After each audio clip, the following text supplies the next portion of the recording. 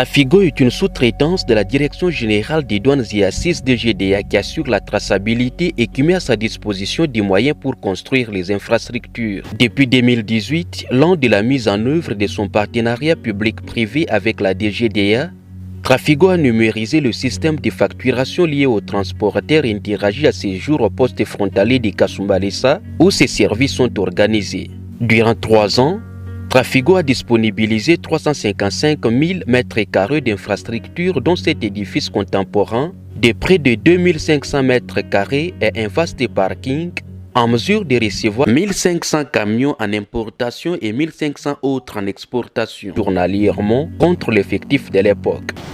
Nous avons également le couloir transfrontalier qui a une énorme capacité. Nous avons l'entrepôt en douane pour les PME.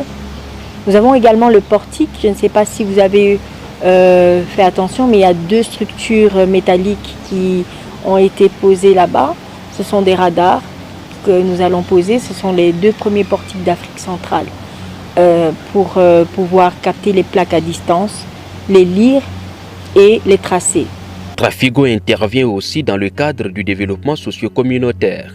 Vers la fin du mois de mars 2022, Rawai Kayete Simagali, directeur général de cette sous-traitance de la DGDA, a offert 200 plantules sur 10 000 prévis à la population de Kasumbalesa pour lutter contre le réchauffement climatique. Certains projets sont en cours d'exécution, hormis ceux qui sont dans les perspectives d'avenir. Donc à cet effet, Trafigo est en train de finaliser un hôpital qui permettra l'accouchement gratuit pour les femmes. D'ailleurs, l'hôpital est complètement déjà construit.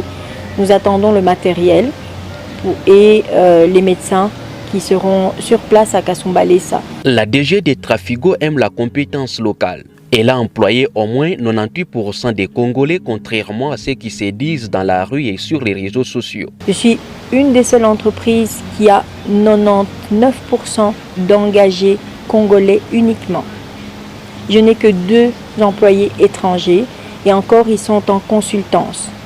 En dehors de l'effectif engagé, j'essaye de prendre des journaliers régulièrement pour assister les œuvres de Salongo et les nettoyages généraux que nous faisons au niveau de la frontière. Le social, c'est permettre également à la femme de travailler.